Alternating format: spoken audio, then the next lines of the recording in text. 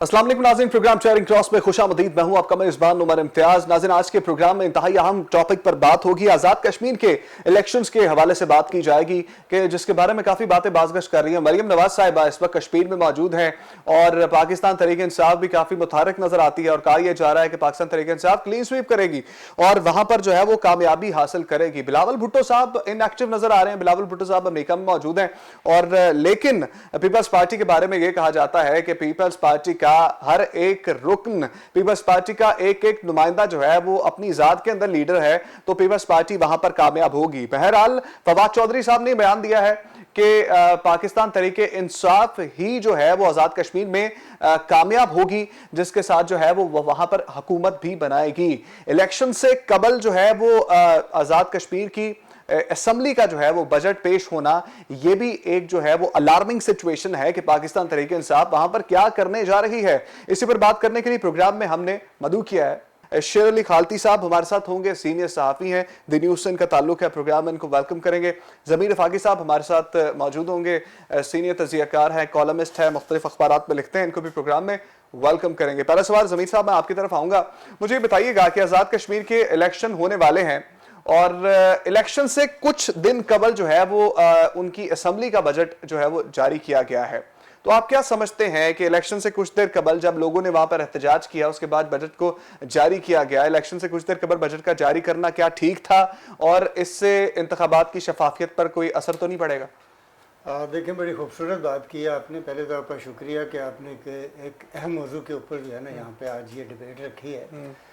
आज़ाद कश्मीर हो, गिलगित बल्तिस्तान हो, या जो इस तरह जितने भी इलेक्शन हो रहे हैं, होते आए हैं, मतलब उमूमन कहा यही जाता है और उसकी एक्सरसाइज भी यही रही है माजी में कि जो हुकूमत वफाक में होती है वही वहाँ पर हुकूमत बनाती है।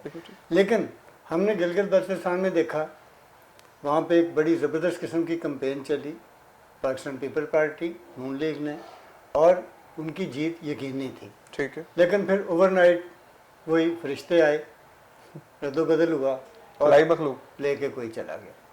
यहाँ पर भी अभी तक जो, अगर हम कंपेन के हवाले से बात करें, वहाँ पर जो कंपेन है, जो मुअस्सर कंपेन है, जिन्होंने लोगों को कोनों खुदरों से बाहर निकाल कर वहाँ पे लेकर आए हैं, वो पाकिस्तान पीपल पार्टी के चेयरमैन बिलावल भुट्टो साहब की थी। ठीक है। और उसके बाद मरियम नवाज साहिबा की। ठीक है। इन लोगों के आप इनके जलसे देखें, अगर हम उन जलसों को देखें, वहाँ पर आने वाले लोगों को देखें, तो फिर तो हुकूमती पार्टी जो है ना कहीं नज़र नहीं आती। ठीक है। जब ये इतना ज़्यादा मोमेंटम बना, इतने ज़्यादा लोग बाहर निकले, तो हुकूमती पार्टी ने कहा कि हो हम तो शायद यहाँ पे हार जाएं, तो वहाँ पर फिर उन्होंने लंबे लंबे बालों वाले, टॉल, इस तरह के मुख्तलिफ लोगों को भेजा। किसी के हाथ में पैसे दिए, किसी के हाथ में मराद दी, कोई ये बजट की शक्ल में आ गया बाहर। अब बात यह है कि जब आप पैसे बांटते हैं कहीं भी, किसी भी जगह पे, तो उसको कोई भी जो बंदा जो जी होश है वो ये नहीं कह सकता कि आप जो है रिगिंग नहीं कर रहे। आप इलेक्शन से पहले ही रिगिंग कर रहे हैं, और ये हम नहीं कह रहे, ओवरऑल इसको कह लें कि पूरी दुनिया में जो है ना ये आपकी बातें। अब देखें, चीज़ें छुपी नहीं रहती कोई भी। अब इलेक्शन कमीशन ने उसके खिलाफ नोटिस लिया है और लेना भी चाहिए।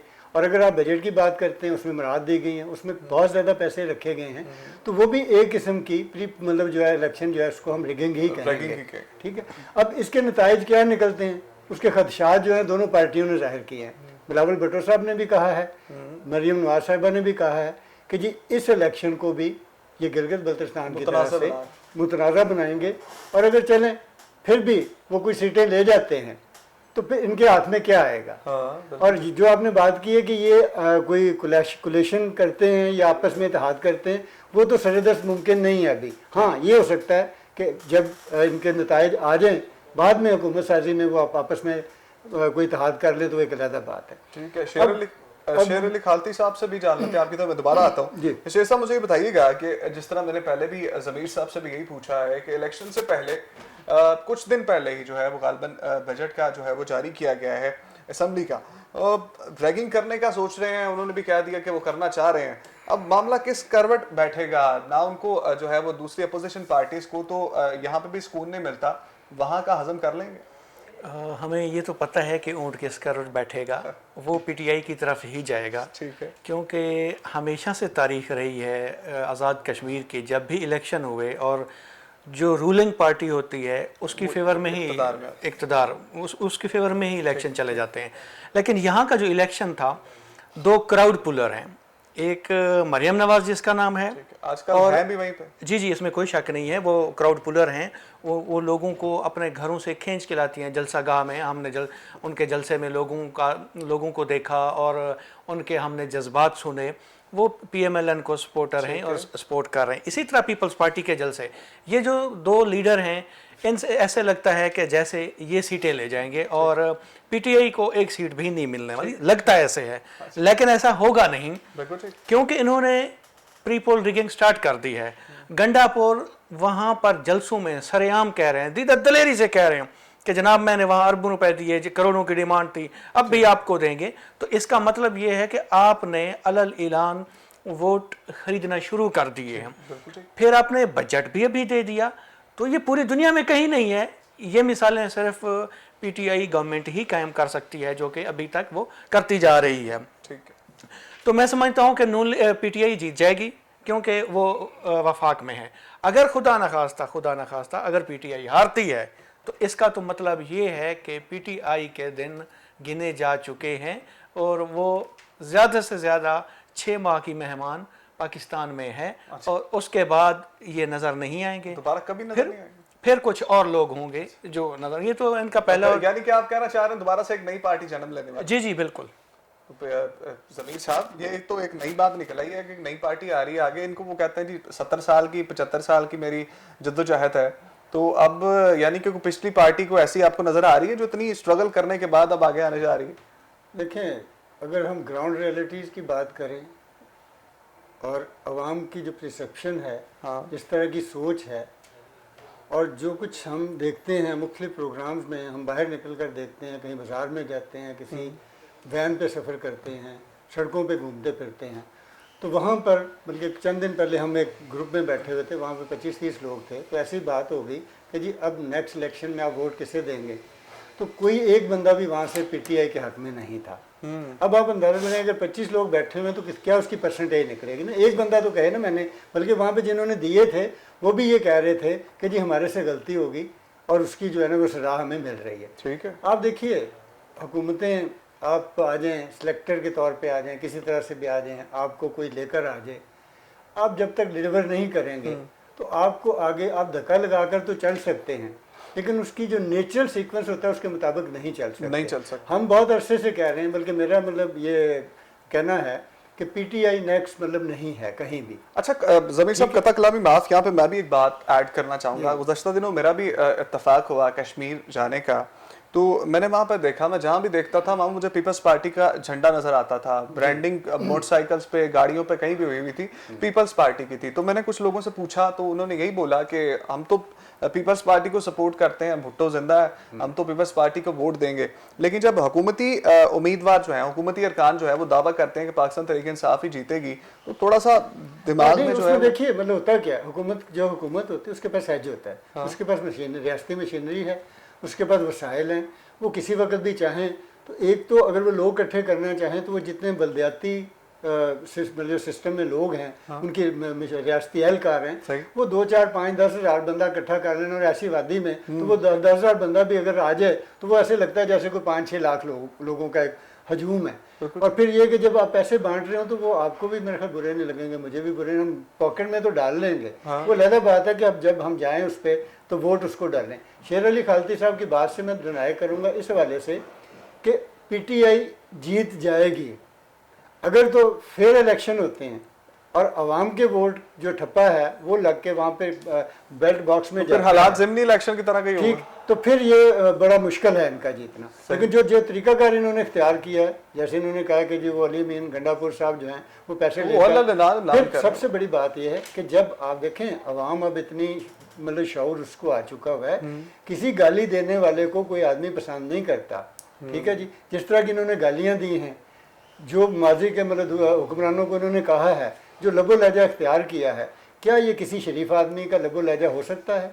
और फिर क्या अवाम इसको ठंडे पेटों जो है ना हजम कर लेंगे? इमरान खान साहब के साथ हो क्या रहा है, मुझे नहीं पता कि वो डेलिबरेटली इस तरह के लोगों को आगे लेकर आ रहे हैं या उनकी कोई कमजोरी है इस तरह की कि वो उनके साथ हो क्या रहा है। वो शायद चाह रहे हैं या कोशिश कर रहे हैं कि कहीं उनका इन्फ्लुएंस बढ़े अवाम में, लेकिन जो वजीर उन्होंने रखे हुए हैं वो उनका जो काम कर रहे हैं, जो भी वो काम कोई कर रहे हैं, कहीं अच्छा काम अगर हुआ भी है तो वो इस तरह के जितने वज़रा हैं वो उनको ज़मीन गोश्त मतलब बिल्कुल ज़मीन पे धूल चटाने के लिए ऊपर आ जाते हैं। शेर अली खालती साहब आपकी तरफ आऊंगा। जिस तरह पहले बात हो रही थी, आपने कहा मरियम नवाज साहिबा जो है क्राउड पुलर हैं और जो है वो वहाँ पर कैंपेन काफ़ी मैसिव तरीके से जारी है। मैंने खुद बज़ाहिर तौर पर वहाँ पर देखा, पीपल्स पार्टी काफ़ी मुझे एक्टिव नजर आती है। लेकिन बिलावल भुट्टो साहब आजकल अमेरिका में मौजूद हैं, तो आपको नहीं लगता कि संजीदगी की कमी है पीपल्स पार्टी की जानिब से? वहाँ पर उस तरह से कैंपेन नहीं की जा रही जिस तरह से नून लीग वहां पे एक्टिव है, मेन क़यादत वहां पे गई हुई है, नवाज शरीफ साहब के बयानात आ रहे हैं, और दूसरा इमरान खान साहब ने भी वहां पे अपनी मेन क़यादत भेजी हुई है। वो नहीं समझते आप बिलावल भुट्टो साहब सीरियस नहीं है कश्मीर के इलेक्शन को? मुझे आपके सवाल से ऐसा लगता है जैसे आप ये कहना चाह रहे हैं कि पीपल्स पार्टी में कोई लीडरशिप की कमी है। जनाब, ऐसा नहीं है। पीपल्स पार्टी का हर कैंडिडेट खुद अपने अंदर एक लीडरशिप की क्वालिटी रखता है, तो पीपल्स पार्टी को लीडरशिप की कमी नहीं है। चाहे वो एमपीए का कैंडिडेट है, चाहे एमएनए का कैंडिडेट है, इवन जो बंदा लोकल गवर्नमेंट के इलेक्शन भी लड़ना चाह रहा है, काउंसलर का भी इलेक्शन चल रहा है, उसका भी पॉलिटिकल लेवल और उसकी पॉलिटिकल अंडरस्टैंडिंग बहुत ज्यादा तो क्रिएट होता ना वहां पे, लीडर को तो होना चाहिए। जी, मैं उस तरफ आ रहा हूँ। तो बिलावल भुट्टो साहब ने अच्छे खासे वहाँ जलसे कर दिए। अब बिलावल भुट्टो साहब को ये ज़रूरत थी कि इंटरनेशनल एक्टर्स से मिलें। पाकिस्तान हो चाहे पूरी दुनिया हो, इंटरनेशनल एक्टर्स का बड़ा रोल होता है, क्योंकि पीटीआई की अब से नहीं रही इंटरनेशनल लेवल पर, बल्कि नेशनल लेवल पे भी नहीं रही। तो इसलिए अगर वो अमेरिका से जो बाइडेन से मिल लेते हैं कि जो बाइडेन साहब ने एक कॉल करना मुनासिब नहीं समझा, साहब से मिल लेंगे जो बाइडेन, अगर वो नहीं भी मिलते, लेकिन उनके जो इर्द गिर्द लोग हैं वो अपनी मुनापली, अपनी मनूवरिंग वो जरूर करेंगे, और उनको करना भी चाहिए, जो कि हमारे हुक्मरान सारे करते हैं। उन्हें पता है हमारे हुक्मरानों को इक़्तिदार कहाँ से मिलता है। अवाम जितने मर्जी आपके बैलेट बॉक्स में वोट डालें, लेकिन फैसला वही आता है जो हमेशा से जिन्होंने आपको करके देना होता है। ठीक है। एक खूबसूरत बात कही थी उसने, बेनज़ीर भुट्टो साहिबा ने, कि उनसे किसी ने पूछा कि जब आप इक़्तिदार में आए तो आप हर वक्त रोना रोते हैं, जनाब धांधली हो गई, तो आप रिफॉर्म्स क्यों? उन्होंने कहा जी मैं कभी इक़्तिदार में नहीं आई, हाँ अगर कभी आई हूँ तो मैंने पावर शेयरिंग की है। तो पाकिस्तान के वो हालात, सच है, ये कड़वा सच है। आपको अंदरूनी तौर पर जो एक्टर्स होते हैं उनके साथ बातचीत करनी पड़ती है, इंटरनेशनल एक्टर्स हैं उनके साथ बातचीत करनी पड़ती है, फिर कहीं कहीं अवाम भी काउंट होते हैं। अवाम तो हमारे मुल्क के कीड़े मकोड़े समझे जाते हैं, उनकी तो कोई हैसियत ही नहीं है। हाँ, अगर उनकी कोई हैसियत बन गई, जो कि मेरे दोस्त कह रहे हैं कि पीपल्स पार्टी जीत जाएगी, पीएमएलएन जीत जाएगी, इसमें कोई शक नहीं है। ग्राउंड रियलिटी ये है, लेकिन ग्राउंड रियलिटी यहाँ कब मानी गई है? अच्छा, ब्रेक का वक्त हो रहा है। ब्रेक से पहले मुझे जरा फाइनली बता दें कि कौन कामयाब होने जा रहा है। पहले शेर साहब आप बताएं, फिर ज़मीर साहब आप बताएं। जी, मैं फिर कह रहा हूँ कि जब प्री पोल रिगिंग स्टार्ट हो चुकी है और तो आपने पैसा बांटना शुरू कर दिया है, तो पीटीआई, आपका वोट पीटीआई के साथ, क्योंकि मशीन, मेरा वोट नहीं है, ठीक है, मैं कभी उनको नहीं जीत की तरफ नहीं, मैं वही बता रहा हूँ कि सियासी मशीन, सॉरी पॉलिटिकल, वहाँ की जो मशीनरी, हुकूमती मशीनरी, वो भी इस्तेमाल होगी, तो इसमें पीटीआई के ज़्यादा चांसेस लग। ज़मीर साहब, पहले नंबर पे नून लीग वहाँ ज़्यादा सीटें लेगी, दूसरे नंबर पे जो है वो पीपल्स पार्टी होगी, और तीसरे नंबर पे जो है वो पीटीआई। चलेंगे, तो वक्त ही बताएगा। प्रोग्राम में वक्त हुआ है यहाँ पर एक ब्रेक का। ब्रेक के बाद अपने मुल्क में बढ़ती हुई कोरोना की सूरत हाल पर बात करेंगे। डेल्टा वायरस जो है वो पाकिस्तान में भी सराहियत इख्तियार करता जा रहा है। दूसरा जो है वो वैक्सीन की सूरत हाल पर बात करेंगे। वक्त हुआ है ब्रेक का। ब्रेक के बाद आपको दोबारा ज्वाइन करते हैं।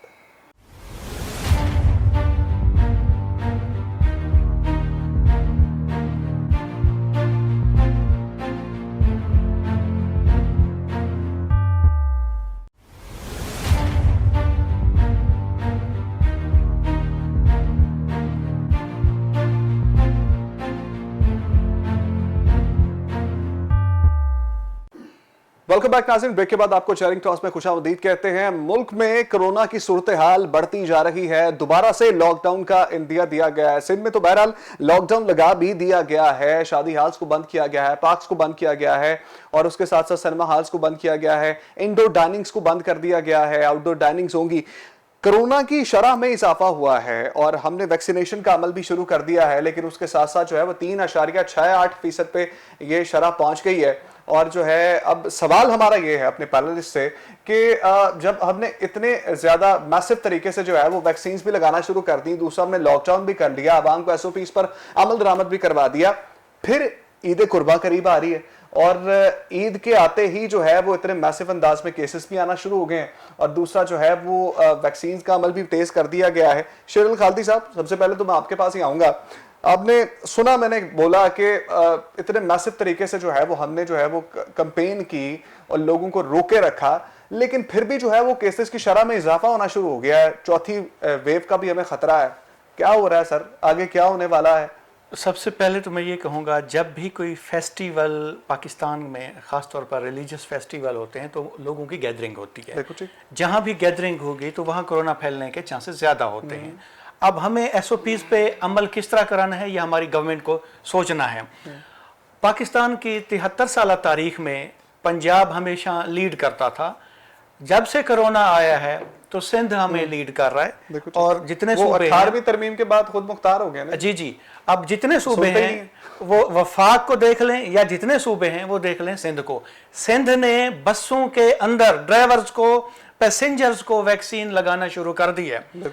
उसके बावजूद भी केसेस बढ़े हैं, इसमें कोई शक नहीं है। पंजाब का हाल देख लें तो अभी तक हमें लगता ही नहीं कि शऊर आया है। लोगों ने पहले जो एक बार सख्ती हुई थी, मास्क लगाना शुरू कर दिए हैं। आप मार्केट्स में जाएं, 95% लोगों ने मास्क नहीं लगाए हुए। और जब उनसे आप कहें कि जिन्हें आपने वैक्सीन लगवाई है, वो कहते हैं जी जो होगा देखा जाएगा, जरूरत नहीं है। तो जब इस तरह का आपको सेंटीमेंट के साथ आप लड़ रहे हो तो कोरोना की शरह जो है कि बढ़ेगी। फिर गवर्नमेंट एक भरपूर मैसेज देने में कि जो वैक्सीन है आपको बचाएगी, नाकाम हुई है। और देखिए 1 साल हो गया है, लोग बल्कि 6 महीने से वैक्सीन लगना शुरू हो गई है पूरी दुनिया में। हम तो अभी भीख मांग कर वैक्सीन ले रहे हैं और हमें ये भी नहीं पता कि ये वैक्सीन ठीक है या गलत है। हमने पिछले दिनों जो बात गर्दिश कर रही थी, कैनसाइनो वैक्सीन पाकिस्तान में मैन्युफैक्चर होगी, आप लोगों ने शायद सुनी होगी जमीर साहब। जी। और कह रहे कैनसाइनो पाकिस्तान में सिंगल डोज वैक्सीन मैन्युफैक्चर होगी और उसकी तकरीबन कितने लाख डोजेस मंगवा ली हैं और फार्मूला भी पाकिस्तान में आ गया, पाकिस्तान में मैन्युफैक्चर होगी। कितनी सदाकत है, कर भी पाएंगे हम या नहीं? अच्छा, ये बड़ा अजीब सा मतलब एक सवाल है कि और इस पे बहुत ज़्यादा, लेकिन इसकी डिटेल में या उसके वो डेप्थ पे कोई नहीं जाता। हमारे यहाँ मैन्युफैक्चर नहीं हो रही। बेसिकली हमारे पास वो जो मटेरियल है वो आता है, हम उसकी सिर्फ पैकिंग कर रहे हैं। नहीं, मैन्युफैक्चर का वर्ड बाकायदा हमने साइन किया है। ये कैनसाइनो और साइनोवैक एक ही कंपनी बना रही है। उन्होंने सिर्फ नाम चेंज किया उसका और उसका रैपर चेंज किया है, बनी वहाँ से ही है, उसी तरह से वो आ रही है उस मशीन। हम सिर्फ उसकी पैकिंग कर रहे हैं पाकिस्तान। नंबर 1। नंबर 2 ये है, ये वाकईतन मतलब चले हम रह इस मुल्क में रह रहे हैं पिछले 2 साल से, तकरीबन फरवरी से लेके अब तक 1.5-2 साल हो गए हमें देखते हुए। एक बड़ी तकलीफ दे सूरत हाल से गुजरे हैं। मुल्क जो है पूरे का पूरा जो है वो भूख नंग का शिकार हुआ है। आज ही अगर मतलब पिछले गुज़श्ता 24 घंटों में 2545 केसेस हुए हैं, ये बड़े हैं। कहने का मकसद ये है कि इस हुकूमत को मतलब ये वो क्लेम तो कर रही है कि हमने बड़ा अच्छा इंतज़ाम किया, हम मानते हैं कि कुछ चीज़ों पे इन्होंने बहुत अच्छा भी किया, लेकिन जहाँ से उसका एंटर होता है वो वायरस, उन पॉइंट्स पे इनका चेक एंड बैलेंस उस तरह से नहीं है। मसलन ये जो डेल्टा वायरस है ये भारत से आया है। अब भारत से मतलब आलू प्याज तो आ नहीं सकते हैं, तो वायरस कैसे आ जाता है? सवाल ये है कि जहाँ अगर वो लोग आ रहे हैं, मतलब आप नागजीर है कि उनका आना, तो फिर आपने वो क्वारंटाइन जो सेंटर बनाए हैं वो किधर हैं? वहाँ पे चेक क्यों नहीं हो रहा? ये अच्छा, मेरे ख्याल में अब तो वो प्रैक्टिस ही खत्म हो गई है कि बाहर से कोई बंदा आएगा तो 14 दिन का क्वारंटीना करेगा। नहीं, वो इधर नहीं हो रहा, बाहर हो रहा है, यहाँ पे तो खत्म कर दिया। दूसरी बात ये है कि ये जो कोरोना वायरस है, ये इस तरह के माजी में जितने भी हैं, आपको इसी के साथ रहना है। सही। आप अब लॉकडाउन नहीं लगा सकते। लॉकडाउन लगाएंगे, आपकी मईशत पहले से बड़ी बर्बाद हुई है, लोगों की बहुत ज़्यादा परेशानियां हैं, आपको मैनेज करना है। इसके साथ किस तरह से हमने रहना है, किस तरह से ज़िंदा रहना है, कैसे हमने काम करना है, उसके तरीक़ेकार के ऊपर इनको बात करनी चाहिए और उसके ऊपर कोई पॉलिसी बनानी चाहिए, उसके ऊपर काम करना चाहिए। इस वायरस ने उस वक्त तक ख़त्म नहीं होना जब तक सबको जो है वो वैक्सीन नहीं लग जाती। तीसरी बात यह है कि वैक्सीनेशन के वाले से शुरू में बड़ी तेज़ी के साथ लगी, लेकिन अभी तक भी हम पिछले फरवरी से हमारे यहाँ शुरू हुई है वो लगनी, 5 माह हो गए हैं, असद उमर साहब ने कहा था कि जी हम the end of the year जो है हम 7 करोड़ लोगों को वैक्सीन लगाएंगे, और अभी तक आप कोई मेरा ख्याल 1.25 करोड़ 1.5 करोड़ लोगों को वैक्सीन लगा चुके हैं। उसमें में सिंगल डोज लगी है, उसका भी इन्होंने दुरानियां बढ़ा दी है, यानी जो पहले 21-22 दिन थे, नहीं है सर, नहीं जो पहले 21-22 दिन थे उसको इन्होंने 41 डे पे कर दिया है। जो अमेरिकन वो बरतानिया की जो वैक्सीन उसके इन्होंने जो है कोई 85 बरतानिया वाली को तो यूएनओ ने, शेर साहब आपकी तरफ ही आऊंगा, बरतानिया वाली वैक्सीन को लेके, बरतानिया वाली को यूएनओ ने बैन कर दिया। एस्ट्राजेनेका की 5 लाख खुराकें जो थी वो जो इंडिया में मैन्युफैक्चर हुई थी वो बरतानिया ने खरीदी 5 लाख वैक्सीन। उसके बाद जब लोगों ने लगवा ली सारी और 80% इफेक्टिव रेट था उसका, यूएनओ ने बंद कर दिया। उन्होंने कहा जिसने एस्ट्राजेनेका लगानी है ना लगाई होगी वो यूरोपियन किसी कंट्री में दाखिल नहीं हो सकता। क्रेडिबिलिटी क्या है, हमें क्या श्योरिटी है कि हम लोग साइनोवैक, साइनोफार्म और कैनसाइनो लगवाते हैं या फाइजर लगवा रहे हैं, एस्ट्राजेनेका लगवा रहे हैं, आइंदा चंद दिनों बाद जैसे WHO बयान बदल रहा है, यूएनओ बयान बदल रहा है, हमें भी ना कहीं कह दिया जाए कि ये तो यूजलेस है जी, आपने लगवा लिए। ये असल में मार्केट की भी लड़ाई है और ये इस तरह के बयान हम बदलते रहेंगे। अगर आपने फाइज़र लगवा ली है तो आप यूरोप जा सकते हैं, अमेरिका जा सकते हैं। अगर आपने एस्ट्राजेनेका लगवाई है और या उधर से फाइजर लगवाई है तो आप हज कर सकते हैं, अदरवाइज नहीं। अगर आपने साइनोवैक लगाई है तो आप हज ही नहीं कर सकते, तो आप पूरी दुनिया को विजिट ही नहीं कर सकते। तो इसका मतलब ये है कि WHO को अपना यहाँ रोल प्ले करना पड़ेगा, जो उन्होंने अप्रूव की हुई है कि ये फला वैक्सीन आपने अप्रूव। अली खालती साहब इस बात का इजाफा कर लें, चलें WHO सारी दुनिया हमारे पर तो जो वहाँ से सर हमारा क्या कसूर है, हमारे पास तो चाइनीज वैक्सीन है, साइंस और रिसर्च और अदारे हैं, डॉक्टर हैं, मेडिकल सेंटर हैं, वो किस मर्ज की दुआ है कि वो खुद यहाँ पर कोई उसके ऊपर कोई रिसर्च नहीं कर रहे। हमारे पर जो इन्फॉर्मेशन आती है हम उसको लेकर आगे चल रहे हैं ना, और इसी वजह से शायद कई तरह की कंफ्यूजन का शिकार है हमारी सोसाइटी। और अभी तक लोग जो हैं, आप मतलब किसी 10 बंदों में से देख लें तो 2 ने लगवाई होगी, 8 ने लगवाई होगी। तो ये वो सारी चीज इसको कैसे हम एड्रेस करें? हमने रिसर्च को पाकिस्तान में हमेशा डिस्करेज किया है। जब तक आप रिसर्च को प्रमोट नहीं करेंगे इस तरह की कॉन्स्पिरेसी थीरीज आती रहेंगी। उसके लिए आप गवर्नमेंट को एक मैसिव कैंपेन चलानी चाहिए। अच्छा, ये एक और बात है, यहाँ पाकिस्तान में कोई रिसर्च सेंटर या कोई साइंस की कोई वजारत या साइंसी महकमा भी है? जी बिल्कुल। वजारत तो खत्म हो गई है, एक बार ही चली थी जब फवाद चौधरी साहब आए थे। अब वजारत में तो कोई नहीं है, लेकिन हमारे महकमे हैं, इस तरह के डिपार्टमेंट्स हैं, लेकिन उनके जो हेड्स हैं उनको काम ही नहीं करने दिया जाता, वो वेले बैठे हुए हैं, तनख्वाहें ले रहे हैं। प्रोग्राम का वक्त यहाँ पर जो है वो हमारा खत्म हो रहा है, और जमीन साहब आपका भी बहुत शुक्रिया, शेर अल खाती साहब आपका भी बहुत शुक्रिया। नाज़रीन, ये बहस तो चलती रहेगी कि मुल्क में कोरोना किस तरह से खत्म होगा, लेकिन शेर अल खाती साहब ने काफी अच्छी बात की है कि जब आने वाला होता है कोई मजहबी त्यौहार जो है वो लोगों की गहमा गहमी ज्यादा होती है, और इसके साथ साथ जो है वो कोरोना के फैलने का भी खतरा जो है वो बढ़ जाता है। ईद कुर्बा करीब आ रही है, आप सबसे गुजारिश है कि हुकूमत ने जो आपको SOPs बताए हैं उन पर अमल दरामद कीजिए, क्योंकि कोरोना की चौथी लहर काफी मोहलिक है। कराची में एक ही खानदान के 9 अफराद को डेल्टा वायरस की तस्दीक हुई है, तो महफूज रहिए, वैक्सीन जरूर लगवाइए, खुद भी महफूज रहें, अपने प्यारों को भी महफूज रखिए।